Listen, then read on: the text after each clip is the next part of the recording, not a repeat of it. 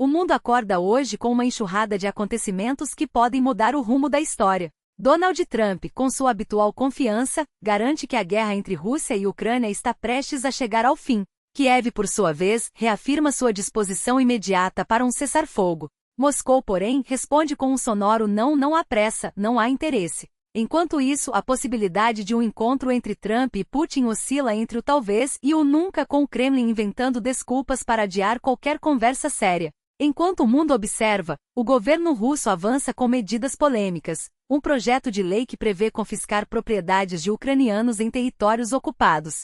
Do outro lado do globo, Jake Sullivan embarca às pressas para Israel com a Casa Branca em alerta máximo, temendo que o acordo nuclear com o Irã desande de vez. Na França, um ex-presidente é condenado a 5 anos de prisão por ligações financeiras obscuras com o falecido ditador líbio Muammar Gaddafi, e a ironia do destino fez com que sua entrada na cadeia fosse acompanhada por uma multidão cantando. Mas voltemos aos Estados Unidos, onde Trump não perde tempo. O presidente americano já deu início a uma reforma ambiciosa na Casa Branca, demolindo a ala leste para construir um grandioso salão de recepções.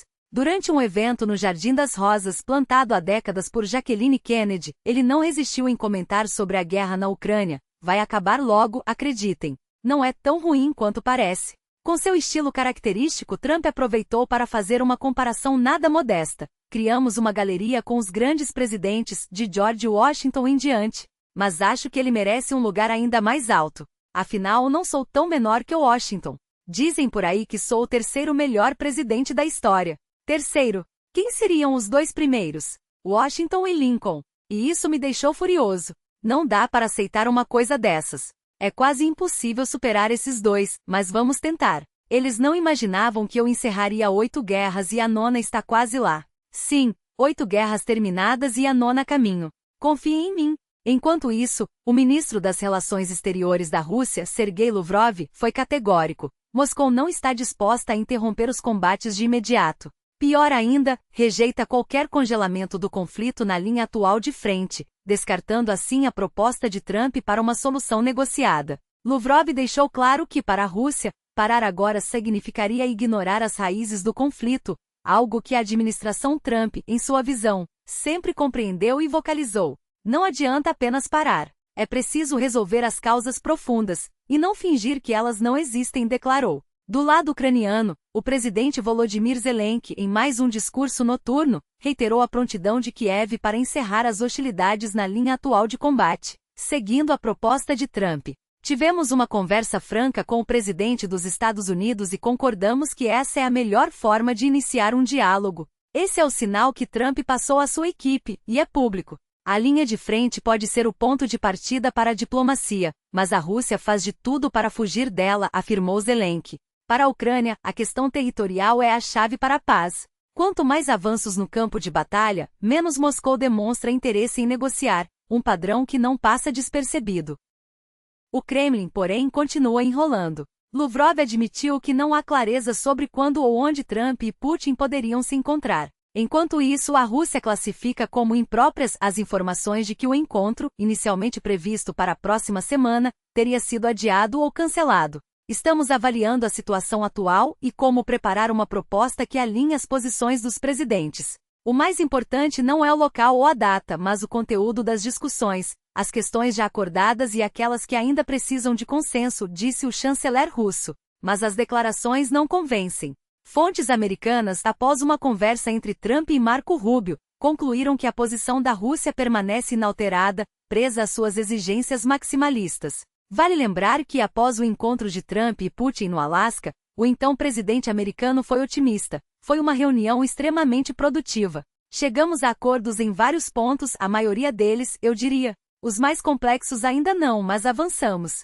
Ainda não há um acordo, mas estamos no caminho. No entanto, o que não foi registrado por escrito parece ter se perdido no tempo. Trump nunca definiu prazos exatos, mas deixou claro que tudo aconteceria em algumas semanas, muito em breve. Rubio e Lavrov devem se encontrar em breve, possivelmente já em 30 de outubro, em Budapeste, segundo informações do Financial Times. A data do encontro entre Trump e Putin, porém, segue incerta. Enquanto isso, na Europa, cresce a preocupação. Líderes do continente exigem um lugar à mesa nas negociações entre Trump e Putin, temendo que o futuro da Ucrânia seja decidido sem sua participação. Alguns defendem que Zelensky esteja presente em qualquer diálogo. Trump quer genuinamente pôr fim a esta guerra, isso é evidente. Nós também queremos. A Ucrânia quer. Quem não quer é a Rússia, alertou um diplomata europeu. Não podemos nos distrair. A Rússia é a agressora, a Ucrânia é a vítima. Pressionar a vítima é um erro grave, que ameaça não só a segurança europeia, mas a estabilidade global. Se a agressão for recompensada, outros seguirão o exemplo. Para mostrar firmeza, a União Europeia prepara um novo pacote de sanções contra Moscou. Cada euro que tiramos da Rússia é um euro a menos para financiar a guerra, declararam ministros europeus. E não param por aí. Após 19 rodadas de sanções, já se fala na 20ª. O recado é claro, a pressão não vai diminuir. Enquanto o mundo espera por respostas, uma coisa é certa, a guerra na Ucrânia não é apenas um conflito regional, mas um teste para a ordem global. E o tempo para agir está se esgotando. A chamada Frota Fantasma de Moscou não é apenas um artifício logístico. É a espinha dorsal que financia a máquina de guerra russa e serve de plataforma para ataques híbridos. Agora, os ministros europeus debatem uma resposta ainda mais dura, ampliar os poderes de inspeção e interceptação desses navios, cortando o oxigênio que alimenta o conflito. Mas a verdadeira preocupação dos aliados é outra. Após uma conversa de 2 horas com Putin, Trump parece menos inclinado a sustentar Kiev, e sinais cada vez mais claros apontam para uma pressão direta sobre Zelensky, com exigências de concessões territoriais, incluindo partes do Donbas. O que muitos no Ocidente temem já está em curso. Segundo o The Wall Street Journal, Trump teria dito a Zelensky, em encontro na Casa Branca na sexta-feira, que busca encerrar a guerra rapidamente, independentemente do destino do Donbas. A Rússia já controla a maior parte da região, teria afirmado, deixando claro que a prioridade não é a integridade territorial ucraniana, mas um acordo imediato, qualquer que seja seu formato. Fontes americanas revelam ainda que Trump teria advertido Zelensky, a Ucrânia não deve contar com o envio rápido de mísseis de longo alcance, como os Tomahawk. Durante a reunião, seu tom foi descrito como direto, por vezes irritado, chegando a recusar-se a analisar os mapas de operações militares apresentados pela delegação ucraniana. Diante desse cenário, a União Europeia reforça: se a cúpula em Budapeste acontecer, a Ucrânia precisa estar à mesa. Caso contrário, o risco não é apenas uma derrota para Kiev, mas um colapso para toda a Europa. Em um comunicado conjunto, líderes como Zelensky, o primeiro-ministro britânico Keir Starmer, o chanceler alemão Olaf Scholz, o presidente francês Emmanuel Macron, a primeira-ministra italiana Giorgia Meloni, o primeiro-ministro polonês Donald Tusk, a presidente da Comissão Europeia Ursula von der Leyen, o presidente finlandês Alexander Stubb e outros reafirmam: estamos unidos em nosso compromisso com uma paz justa e duradoura, que o povo ucraniano merece. Apoiamos a posição de que as hostilidades devem cessar imediatamente, e a linha de contato atual deve servir como ponto de partida para negociações. Permanecemos firmes no princípio de que fronteiras internacionais não podem ser alteradas pela força. A insistência de Putin em táticas de desgaste, como o bloqueio de grãos, os ataques a infraestruturas civis e a chantagem energética, deixa claro: a Rússia não quer paz, quer rendição. Enquanto isso, a Ucrânia demonstra, dia após dia, que está pronta para negociar, desde que seus direitos sejam respeitados.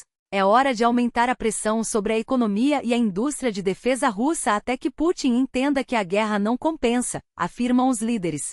Para isso, a UE avança em planos para utilizar o valor total dos ativos russos congelados, garantindo que Kiev tenha os recursos necessários para se defender, antes e depois de qualquer cessar-fogo. Ainda esta semana, os líderes se reunirão no Conselho Europeu e no formato G7+, para definir novos passos, mas nem todos estarão presentes. O primeiro-ministro húngaro, Viktor Orbán, chegará atrasado ao encontro em Bruxelas, perdendo justamente a discussão sobre apoio à Ucrânia. Sua ausência, justificada por compromissos comemorativos da Revolução Húngara de 1956, não é mera coincidência. Orbán já delegou seu voto ao primeiro-ministro eslovaco Robert Fico, e fontes em Bruxelas confirmam: as conclusões sobre o 19º pacote de sanções e o uso dos ativos russos para financiar Kiev serão aprovadas sem sua influência. Não é a primeira vez que o líder húngaro recorre a manobras para evitar posicionamentos claros. Em votações anteriores, chegou a deixar a sala para tomar um café, evitando assim bloquear decisões por consenso.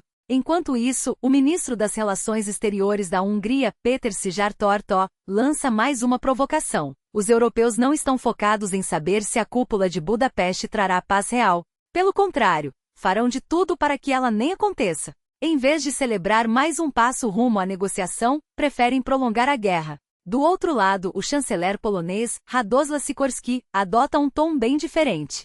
Se Putin sobrevoar o espaço aéreo polonês a caminho de Budapeste para se encontrar com Trump, seu avião poderá ser interceptado. E não estou brincando, declarou em uma referência direta à possibilidade de uma ação militar. Moscou já estaria ciente do risco, e fontes indicam que o Kremlin estuda rotas alternativas para evitar o território polonês.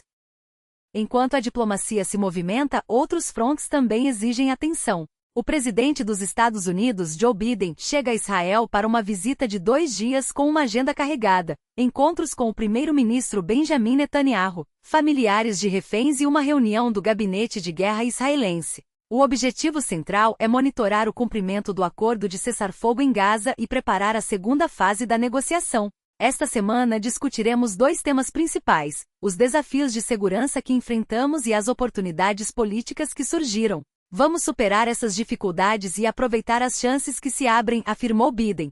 Sua confiança na parceria com os Estados Unidos é clara. Com nossa força e a retomada da cooperação com o presidente americano, acredito que selaremos novos acordos de paz na região. Enquanto isso, enviados especiais de Trump, como Steve Bannon e Jared Kushner, já estão em Israel para inspecionar a fronteira com Gaza. Unidades do exército americano também desembarcaram no país, e um mecanismo conjunto de monitoramento do cessar-fogo está sendo estruturado.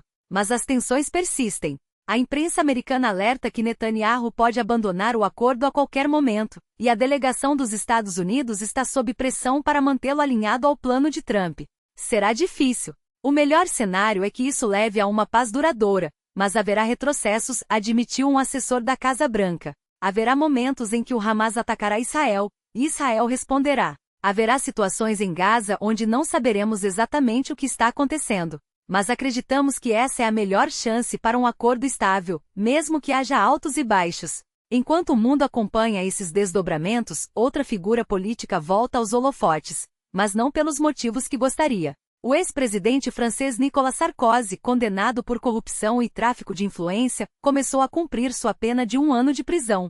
Sua queda é mais um lembrete de que em tempos de crise, a integridade é a moeda mais valiosa.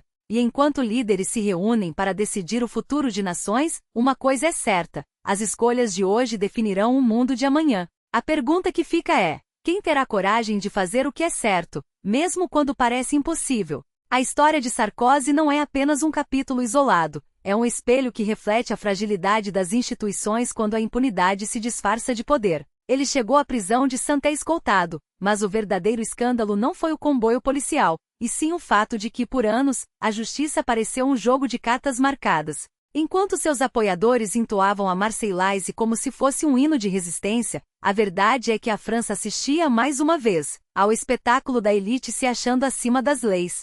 E o pior, Sarkozy não está sozinho.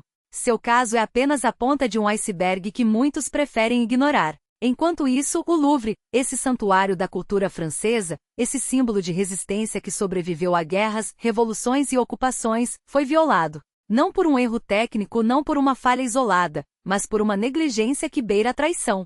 4 criminosos escaparam com joias reais, como se estivessem em um filme de Hollywood, e o que deveria ser um alerta máximo se transformou em mais uma vergonha nacional. A ministra da Cultura tenta acalmar os ânimos, falando em sistemas que funcionaram, mas a pergunta que não quer calar é: se funcionaram, por que o patrimônio da França agora está em mãos de ladrões? A resposta é simples: porque a segurança não é apenas uma questão de câmeras e alarmes, mas de prioridades. E quando um país permite que seu legado seja tratado como moeda de troca, o preço a pagar é a própria identidade. Do outro lado do Atlântico, o espetáculo continua. Donald Trump, em sua eterna busca por deixar sua marca na história, decidiu que o legado de 230 anos do Salão Oval não era suficiente. Com um orçamento de 4 bilhões de dólares, dinheiro que poderia alimentar milhões ou reconstruir infraestruturas decadentes, ele avança com a demolição de parte do icônico edifício, como se a Casa Branca fosse um brinquedo em suas mãos. Arquitetos e historiadores gritam, mas quem os ouve? O presidente dos Estados Unidos age como um magnata imobiliário, não como um líder. E o mais assustador é que, para ele, isso não é um problema, é uma estratégia. Afinal, em um mundo onde a verdade é negociável e a memória é descartável, quem se importa com o que será deixado para as próximas gerações? A questão não é apenas o que está sendo feito, mas o que está sendo destruído no processo. Sarkozy, o Louvre, a Casa Branca, 3 símbolos de poder, 3 narrativas que se desmancham diante dos nossos olhos. E enquanto os poderosos brincam de reescrever as regras, o resto do mundo assiste, impotente, à erosão do que um dia chamamos de civilização. A pergunta que fica é: até quando vamos aceitar que o futuro seja construído sobre os escombros do passado? Ou pior ainda, até quando vamos fingir que isso não é um problema nosso?